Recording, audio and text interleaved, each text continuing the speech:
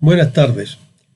Mi nombre es Daniel Formoso y soy consultor privado y es realmente un gusto poder dirigirme a ustedes contribuyendo al equipo de investigación de Zule e INIA personificado en los ingenieros Juan Pablo Markelly y Claudio García.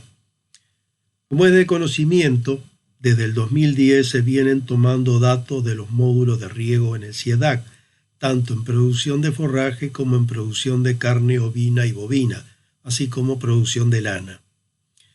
Esta información, reflejo de las estrategias de manejo en cada módulo, confrontadas con evaluaciones económicas, proporcionan un marco de discusión para la adopción en sistemas ganaderos de la tecnología propuesta. La toma de datos en terreno, si bien tiene un protocolo claramente establecido, es un proceso que requiere tiempo y esfuerzo personal, por lo que la cantidad de registros se encuentra acotada cuando no se tiene equipos destinados para tal fin. Por consiguiente, es necesario echar mano a otras herramientas para mantener un volumen de información que proporcione un resultado confiable, siendo la de teledetección muy apropiada para ello. En términos generales, la teledetección o percepción remota se define como la adquisición de información a pequeña o gran escala de un objeto o fenómeno, ya sea usando instrumentos de grabación o instrumentos de escaneo en tiempo real que no están en contacto directo con el objeto. En nuestro caso, el instrumento es un sensor que viaja a bordo de un satélite cuya órbita, frecuencia de pasaje por un mismo punto y otras capacidades técnicas son bien conocidas. Estos sensores registran la superficie terrestre y almacenan la información en diversas longitudes de onda denominadas bandas espectrales. Las envían a las estaciones terrestres donde son procesadas y quedan disponibles para el público de manera gratuita, salvo excepciones. Con el procesamiento de estas bandas espectrales se obtienen productos mediante los cuales se interpreta lo que está ocurriendo en la cobertura terrestre que permiten tomar decisiones. Entre estos productos se encuentra el índice de vegetación de la diferencia normalizada, o NDVI, por sus siglas en inglés, de amplio uso en diversas investigaciones y del que se encuentran disponibles grandes volúmenes de datos.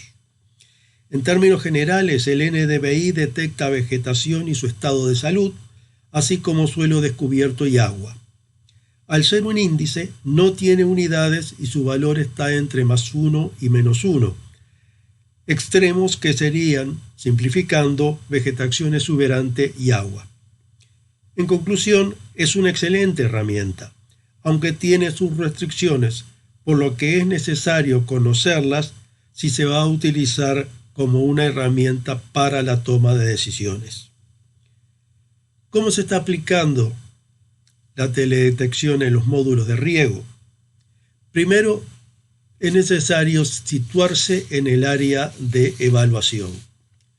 La imagen que estamos viendo es una composición de bandas utilizadas para detectar vegetación saludable y agricultura, captadas por el sensor correspondiente al satélite Sentinel-2.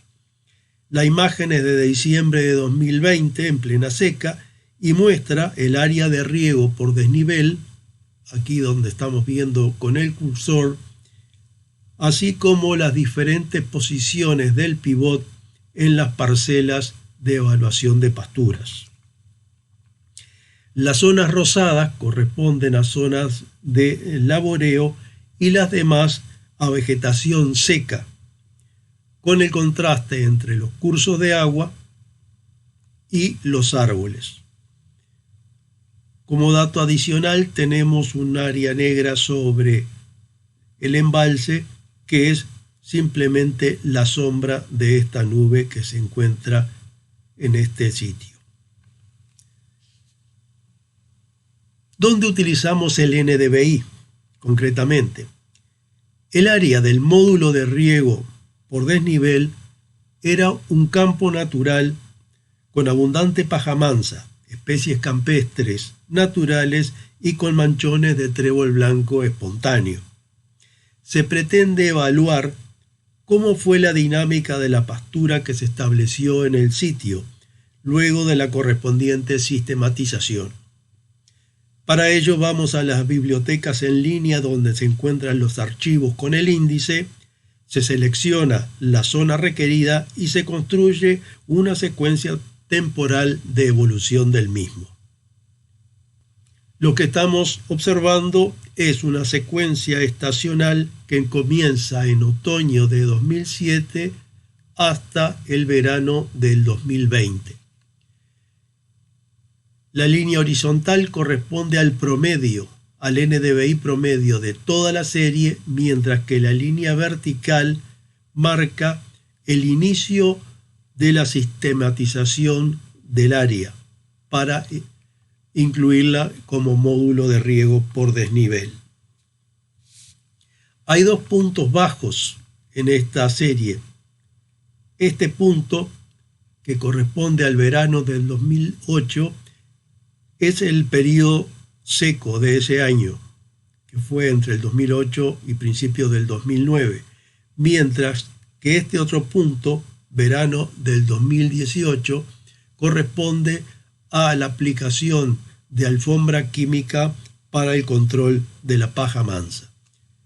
Si se divide la serie entre el promedio de NDVI previo al módulo y promedio del NDVI posterior, donde ya se estaba el módulo operativo, se obtiene una diferencia más notoria en la secuencia evolutiva.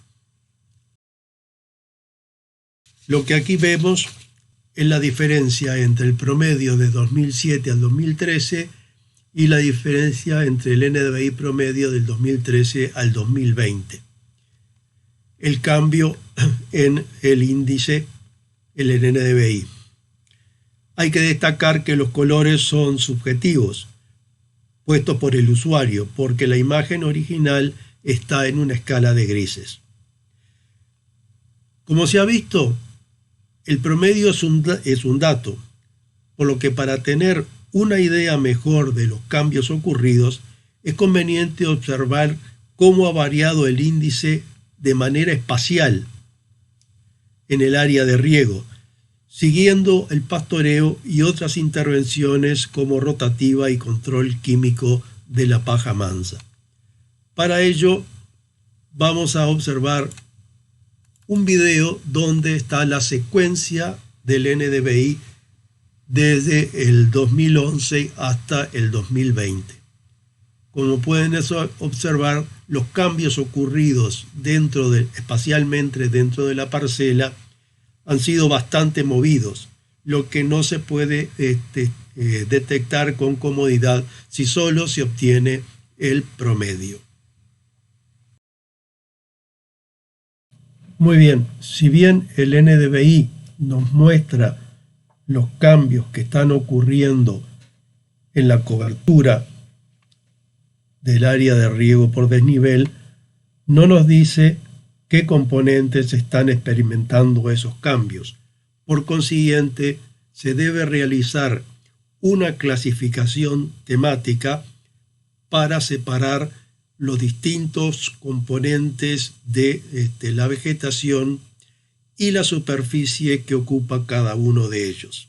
En este caso, en la pastura por riego por desnivel, se ha hecho una división entre lo que es pajonal seco, pastura donde está el Lotus macus presente, e incluso podemos también estimar la superficie que ocupa el canal de riego, así como, si lo agrandamos un poco más, la superficie que ocupa la manga donde se realiza el riego.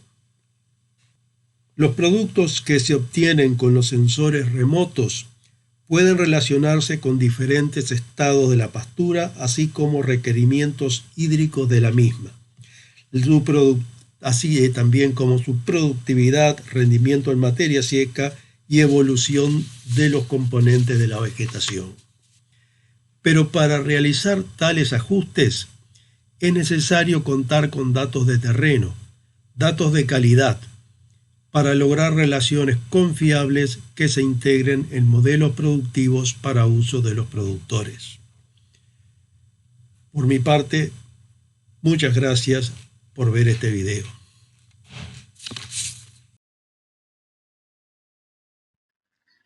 Bien, basado entonces en lo que expuso el ingeniero Formoso sobre las aplicaciones y utilidades de esta herramienta en la teledetección y su uso en aspectos de lo que es principalmente manejo de las pasturas, así como su crecimiento y la aplicación del agua, yo voy a enfocarme en lo que es únicamente la aplicación y cómo podemos hacer el monitoreo en el caso del riego.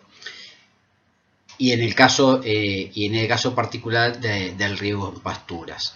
Entonces, principalmente como un elemento de verificación de cómo es el estado de las mismas, pero también de cómo podemos ir anticipándonos en áreas que son a veces más extensas de lo que uno puede recorrer diariamente. Y por eso muchas veces este tipo de herramientas no son sustitutivas de nada, como lo presentaba el ingeniero Formoso, sino que son complementarias de muchas otras.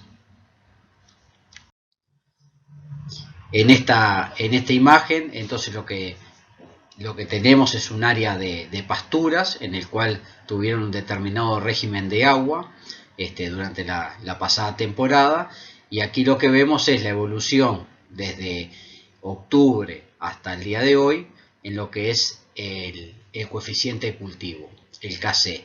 Y el Kc, como hoy lo estaba explicando anteriormente Formoso, es un cálculo a partir del NDVI, del índice de vegetación verde, que expresa un poco lo que es el crecimiento de la pastura y cómo se viene afectando desde el punto de vista de su crecimiento. Y en este caso vemos aquí, en este caso a fines de noviembre, principio del mes de diciembre, acá hubo una caída principalmente por la entrada de animales para su consumo. Luego hay un crecimiento, que es un crecimiento normal, hasta que llega a un plató, un crecimiento máximo, que no se expresa en total, como a veces vemos en los Kc de 1, 1.2, porque es una pastura que está con animales en forma prácticamente continua. Entonces es muy difícil que esa pastura logre un coeficiente de cultivo mayor a 0,6, 0,7, por el caso de que los animales no le permiten.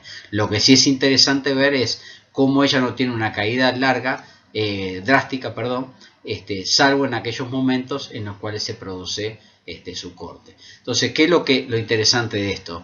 Es que a medida que va pasando las imágenes, nos va dando el dato tanto del índice verde, y nosotros lo podemos convertir a coeficiente de cultivo, y es lo que nos permite a nosotros poder manejar el riego, y en el caso de después que haya pasado el riego o que se haya realizado el riego, poder hacer la verificación del mismo en la respuesta al vegetal. Y el vegetal lo va a expresar por mayor área foliar, por mejor índice verde y por supuesto manteniendo el Kc durante todo el ciclo.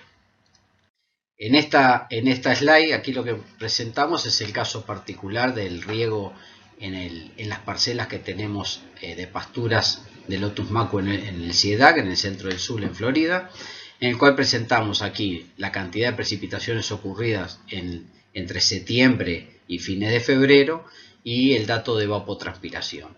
Esto como una simple forma de verlo, en un balance muy rápido vemos que a partir de octubre ya comienza los déficits bastante importantes después hacia noviembre y diciembre.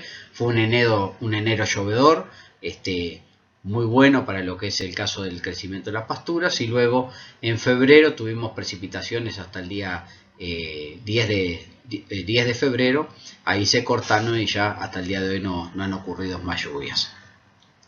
Pero lo importante de ver esto no solo es el dato frío en sí, sino que cómo es que se comportan estos datos en un balance de agua en el suelo, y a su vez cómo se traduce eso en la biología y en la extracción de agua por parte de la planta. En esta columna tienen actualizado el número de riegos y la cantidad de agua que se fue colocando en cada riego, tanto la lámina neta como la lámina bruta. y hay prácticamente casi 400 milímetros que se tuvieron que suplementar de agua vía riego a los casi 400 milímetros de agua de lluvia. Esos mismos datos, pero traducidos en lo que es el balance, ya puesto en número con lo que son los datos de suelo, en esta gráfica mostramos en la línea superior la capacidad de campo de suelo, el límite superior que tiene el agua de almacenar.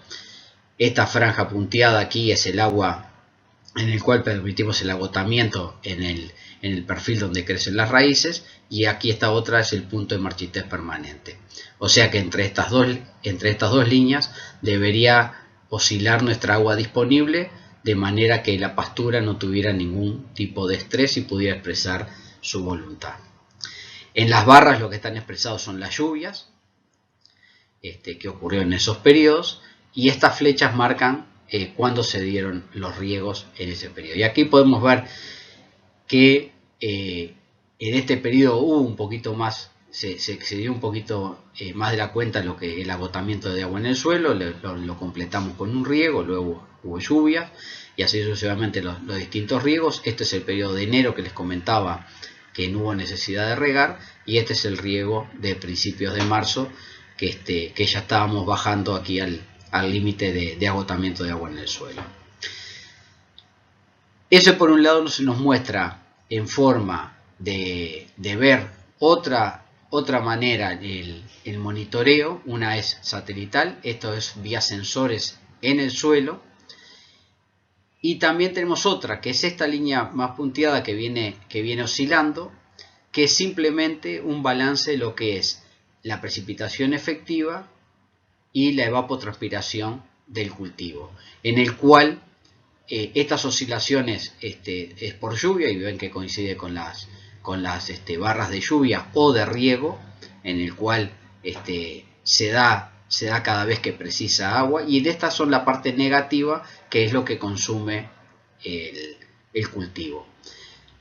Lo ideal es que esté muy cerca de cero, de manera que sea un balance acorde a las necesidades de agua del suelo. Pero son distintas maneras de ver esta misma tecnología, distintos enfoques, pero que siempre apuntando a lo que sea un manejo eficiente del uso del agua, y que hay para cada situación distintas herramientas, de lo que es el monitoreo del agua en el suelo hasta lo que se presentó hoy, que es la teledetección como una herramienta de poder ver superficies con otro porte de mayor tamaño, y poder verificar en aquellos momentos y en aquellos lugares donde parecería que el agua llega con mayor dificultad, o donde hay un problema de suelo donde tenemos que darle mayor atención para que tenga un crecimiento parejo, lo más homogéneo posible las pasturas. Yo quedo por acá, muchas gracias por su tiempo y quedamos pendientes por las preguntas. Muchas gracias.